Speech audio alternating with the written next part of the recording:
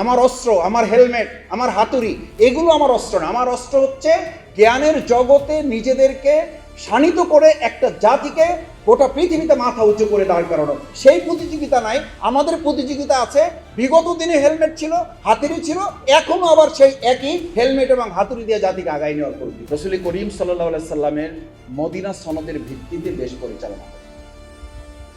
Medina সনদের ভিত্তিতে দেশ পরিচালনা হবে বলার পর আবার যখন ইসলামের কোনো বেসিক তুলে ধরা হয়, তখন আমরা আবার তাদের কাছ থেকেই বলতে শুনি যে আমরা আর মধ্যযুগে ফিরে যেতে চাই না। আচ্ছা, আমি একটা কথা বলি, আজকে আধুনিক রাষ্ট্রের প্রবক্তা বা সংস্কারক হিসাবে এখানে প্রবন্ধ উপস্থাপন করা হয়েছে মুহাম্মদুর রাসূলুল্লাহ সাল্লাল্লাহু আলাইহি ওয়াসাল্লাম।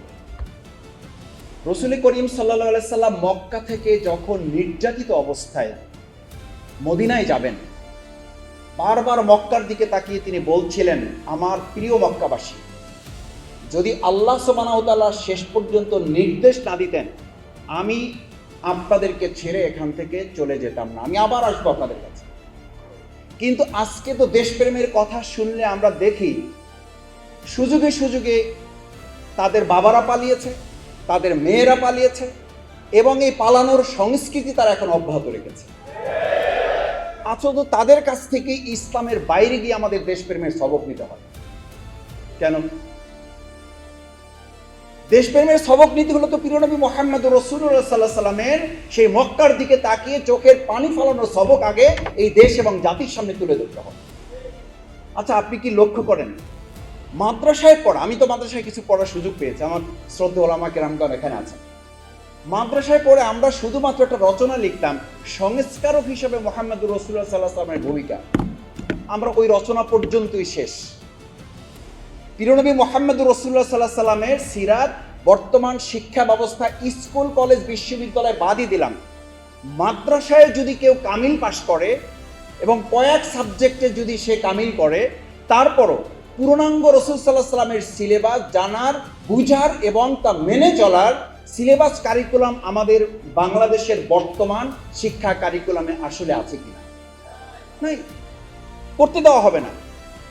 আমি মাঝে মধ্যে খেয়াল করি যে রাসূল করিম সাল্লাল্লাহু আলাইহি সাল্লামের এই যে ভালোবাসাটা আমরা ধারণ করি, সারা বছর আমরা আমাদের দলের নেতা, আমরা আমাদের দলের প্রতিষ্ঠাতা, আমরা আমাদের দলের কর্তা ব্যক্তি যারা, তাদের নাম স্মরণ করতে করতে আমাদের জীবন চলে যায়।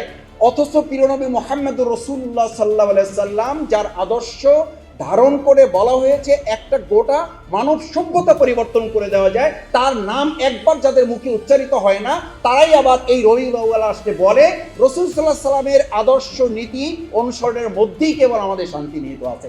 এর চেয়ে পৃথিবীতে বড় দ্বিচারিতা আর কিছু হইতে পারে না। সম্মানিত সুধী মণ্ডলী, আসুন রাসূল করিম সাল্লাল্লাহু আলাইহি ওয়াসাল্লাম এই সমাজ এবং জাতির জন্য লড়াই করাটাকে তার সহজাত প্রবৃত্তি বলেছেন। আল জিহাদু খুলুকি, এই লড়াই, এই সংগ্রামটা আমার সহজাত প্রবৃত্তি। অন্যায়ের বিরুদ্ধে লড়াই করাটা এটা আমার প্রবৃত্তি, এটা আমার অভ্যাস, এটা আমার স্বভাব। আর সবরু হৃদয়, ধৈর্যের সাথে সহনশীলতার সাথে একটা জাতিকে সামনে দিকে এগিয়ে নিয়ে যাওয়া, এটা আমার ভূষণ।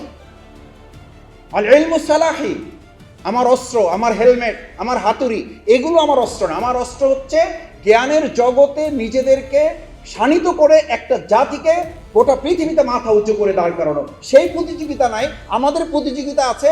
বিগত দিনে হেলমেট ছিল, হাতুড়ি ছিল, এখনো আবার সেই একই হেলমেট এবং হাতুড়ি দিয়ে জাতিকে আগায় নেওয়ার প্রতি।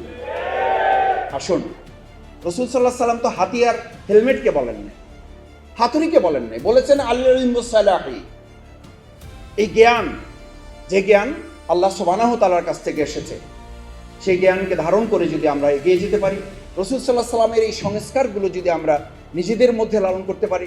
সংস্কারের আজকে যে আলোচনা আমাদের মধ্যে বারবার এসেছিল, সেই সংস্কার তো রাসূল সাল্লাল্লাহু আলাইহি সাল্লাম হিলফুল ফুজিলের 5 দফা কর্মসূচি দিয়ে শুরু করেছিলেন। সেই 5 দফা কর্মসূচির ভিত্তিতে পরবর্তীতে মুহাম্মদুর রাসূলুল্লাহ সাল্লাল্লাহু আলাইহি সাল্লাম দেখলেন যে মানুষের তৈরি করা চিন্তার সাথে আল্লাহ সুবহানাহু ওয়া তাআলার চিন্তার যতক্ষণ সমন্বয় না হবে, ততক্ষণ একটা জাতির পরিবর্তন হবে না। তাহলে আজকে আমরা 2008-এ একটা পরিবর্তন লক্ষ্য করেছিলাম, আমরা 2024-এ একটা পরিবর্তনের জন্য আমরা আশা করেছিলাম। কিন্তু এই প্রত্যেকটা পরিবর্তন আমাদেরকে যখন একটা করে ধোঁকার মধ্যে ফেলে, তখন আমরা নতুন করে আবার নিশ্চিত হই আসলে যত সংস্কারের কথা বলা হোক, ইসলামী অনুশাসন প্রবর্তন করা ছাড়া আমাদের এই জাতি এবং মানুষের ভাগ্যের পরিবর্তনের কোনো সম্ভাবনা নেই। আসুন সেই ভাগ্যের পরিবর্তনে মুহাম্মদুর রাসূলুল্লাহ সাল্লাল্লাহু আলাইহি সাল্লামের আদর্শই যেন আমাদের জীবন পরিবর্তনের মাইল ফলক হয়, সেই প্রত্যাশা, সেই আহ্বান আপনাদের কাছে রেখে আমার কথা শেষ করছি। আসসালামু আলাইকুম ওয়া রাহমাতুল্লাহি ওয়া বারাকাতুহু।